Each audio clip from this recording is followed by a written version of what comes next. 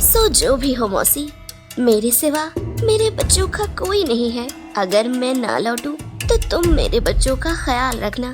तुम्हारे सिवा मेरा है ही कौन। ये क्या भैया, मम्मी तो सुबह निकली थी अनाज लाने, अब तो शाम होने को है, पर मम्मी अब तक क्यों नहीं आई?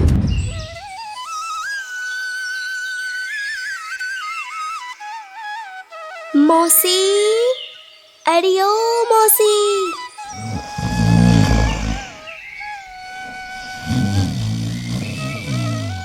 लगता है कि मौसी अभी तक सो रही है। मौसी तो पूरे जंगल में अपनी आदतों से ही मशहूर है। खैर छोड़ो, मुझे क्या, मौसी का जो मर्जी हो मौसी वो करे।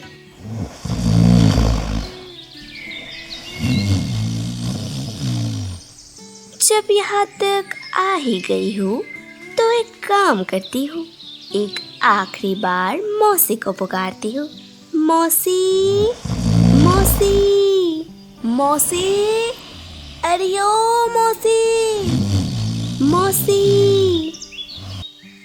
तभी टुनी की आवाज सुनकर मौसी की नींद खुल जाती है। अरे ये कौन है सुबह सुबह जो मुझे पुकार रही है? जरा देखूं तो कौन है बाहर। अरे टूनी, तू आजा आजा, घर के अंदर आजा। और बता, इतनी सुबह सुबह मेरे पास? क्या सुबह सुबह ये क्या कह रही हो मौसी? अरे जागो मौसी जागो, वो देखो उधर, सूरज तो सिर पर चढ़ चुका है और तुम कह रही हो कि इतनी सुबह सुबह। और नहीं तो क्या, वो कहावत तो तूने सुनी ही होगी कि जब जागो तब सवेरा। मेरी नींद अभी खुली है, मतलब मेरे लिए तो अभी सवेरा है। हाँ हाँ, वो सब तो ठीक है, मगर देखो जंगल में सभी पक्षियाँ कब की जाग चुकी है और सब अपने अपने काम पर भी निकल चुके हैं। मुझे तो एक बात समझ नहीं आ रही है कि तुम इतनी देर तक क्यों सो रही थी। आखिर तुमने ऐसा क्या खा लिया था रात में जो तुम्हारी नींद अभी तक नहीं खुल रही थी? अब तू इतनी भी बड़ी नहीं हुई है कि मौसी से सवाल जवाब कर सके। ये सब छोड़, क्यों आई है तो इतनी सुबह सुबह मेरे पास, पहले ये तो बता। अरे हाँ, मैं तो बताना ही भूल गई, मैं अनाज लाने गई थी। वो आपको तो पता ही है, हमारे इस जंगल में अब खाने पीने की कोई अनाज नहीं रही। मतलब तो उस उत्तर के जंगल में गई थी खाना लाने? बाप रे बाप।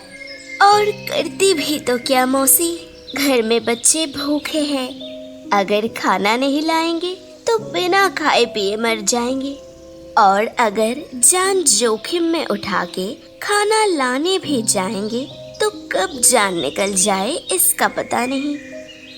इसीलिए तो कोई उस तरफ जाने से भी कतराता है। सबको मालूम है उस जंगल के राज। मैंने तो सुना है कि वहाँ पर खतरनाक चीलों का अड्डा है। अगर कोई भी उन चीलों के सामने पड़ जाता है तो वो दिन उनकी जिंदगी का आखिरी दिन बन जाता है। हाँ मौसी, ये सब तो मुझे भी पता है, मगर क्या करूं, इन सब के डर से घर में भी तो नहीं बैठ सकते हम लोग। जब जो होगा देखा जाएगा। जब तक मेरे इन पंखों में जान है तब तक तो मैं हजारों मुश्किलों को भी चीर के खाना ढूंढ के ला सकती हूँ। वो कहावत तो सुनी ही होगी मौसी, जो डर गया समझो मर गया, और हम अब तक मरे नहीं हैं। मरे तेरे दुश्मन, तू तो मेरी बहादुर बच्ची है। तेरी बहादुरी भरी बातें सुन के मुझे तो अपने जवानी के दिन याद आ गए। मैं भी एकदम तेरे जैसी ही थी। ठीक है मौसी, अब बस भी करो। ये लो कुछ अनाज, तुम भी रख लो, तुम्हें कुछ देने के लिए ही तो आई थी। अब इस उम्र में तुम खाना ढूंढने जाओगी भी कहाँ? मगर टूनी, मैं ये सब मगर कैसे? अगर मगर कुछ नहीं, तुम कोई पराई थोड़ी ना हो, तुम तो हमारी अपनी हो। मौसी को अनाज देकर टुनी वहां से सीधा अपने घर की तरफ चली जाती है। टुनी कितनी मेहनत करके अपनी जान को खतरों में डालकर खाना लेकर आती है, और फिर भी उसने अपना कुछ खाना मौसी को दे दिया।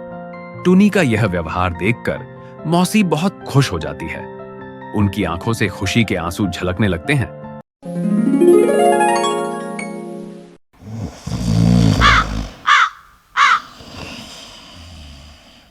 लल्लू जी, घर में अनाज की तो एक बूंद भी नहीं है और आप पड़े पड़े सो रहे हो। चुप कर लाली, चुप कर, सोने दे मुझे। घर में अनाज नहीं है तो इसमें मैं क्या कर सकता हूँ? हैं? क्या कर सकते हो मतलब? आप अगर खाना नहीं लाएंगे तो हम खाएंगे क्या? वही जो पिछले 5 सालों से खाती आ रही हो, मेरा सर। क्या कहा आपने? वही जो आपने अभी अभी सुनी। जब आपको कुछ काम धंधा करना ही अच्छा नहीं लगता तो शादी करने क्यों चले थे? सोए रहते दिन भर घर में। मुझे क्या पता था कि तुम्हारी जैसी एक परम सुंदरी मेरे गले पड़ेगी। मैंने तो एक हसीन पक्षी का ख्वाब देखा था, जो इतनी गोरी हो कि उसके चमक से ही मेरा घर उजाला हो जाए। आहा, गंगू तेली के ख्वाब तो देखो। ये मुंह और मसूर की दाल। खूबसूरत बीबी पाने के लिए भी खुद में अच्छाई होना पड़ता है। तुम में है कोई अच्छाई? तुम अच्छाई की बात कर रही हो? मेरे लिए तो रिश्ते दूर दूर से आते थे। हाँ, दूर दूर से ही आएंगे, क्योंकि आसपास के तो सभी को पता है आपके और आपके खानदान के करतूतों के बारे में। आपको बेटी देता कौन? मेरी ही किस्मत फूट गई थी जो आपके पल्ले पड़ गई। मेरी तो जिंदगी ही झंड हो गई। ऐसे ही दोनों का झगड़ना चलता रहता है, थमने का कोई नाम नहीं। उधर टूनी अपने बच्चों के लिए अनाज लेकर अपने घर पहुंच जाती है।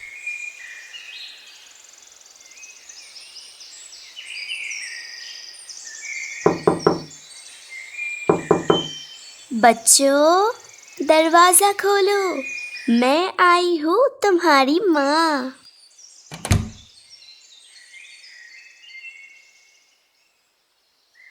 ये मम्मी आ गई, मम्मी आ गई, मम्मी आ गई।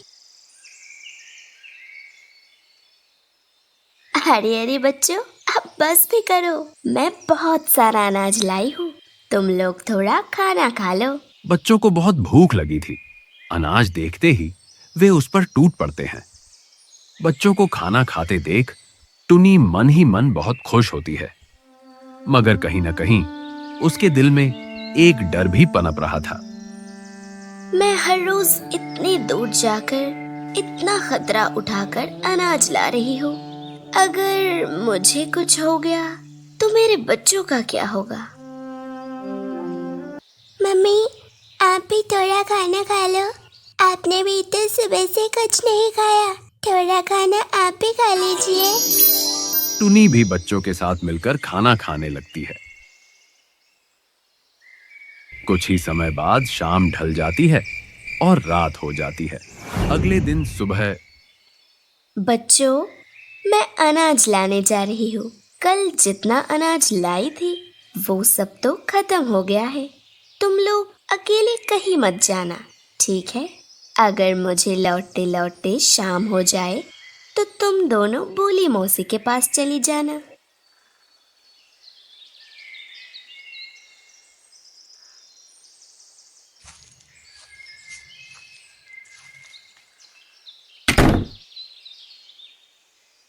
टुनी अपने घर से निकलकर सीधा मौसी के पास जाती है और बोलती है, मौसी, मैं अनाज लाने जा रही हूँ। क्या बताओ मौसी, न जाने क्यों आज मेरा जी बहुत घबरा रहा है।